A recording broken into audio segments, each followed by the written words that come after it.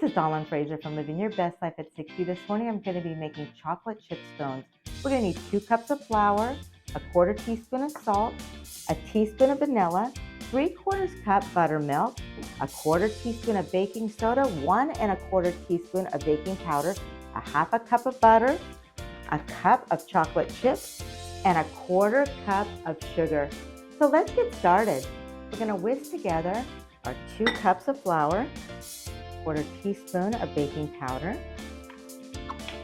1/4 teaspoon of baking soda,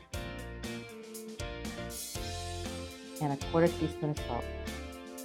We're going to whisk these together until they're completely combined. We're going to cut in our butter into our flour, but it is a lot easier if you use a cheese grater to grate your butter in, and then it'll mix really easily. If you don't have a cheese grater, you can actually just cut it into small pieces. This just makes it a lot easier. Now I'm going to use 2 knives to cut this in. Now we're going to add our 3/4 cup buttermilk and our teaspoon of vanilla. I'm going to stir these all together. We're going to gently fold in a cup of chocolate chips. I've covered a cookie sheet with parchment paper and I've put flour on it. We're going to roll our dough onto this parchment paper. And we're going to pat it into an 8-inch square.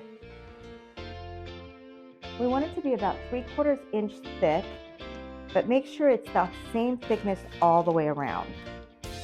We're going to cut this into 8 triangles. So I'm going to go diagonally this way, and then diagonally this way.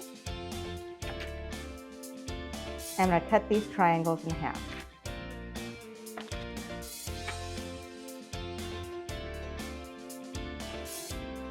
We're going to brush the top of our scones with a little bit of milk. We're going to sprinkle on a little bit of sugar. Our scones are ready to bake. We're going to bake these for 20 minutes at 400 degrees.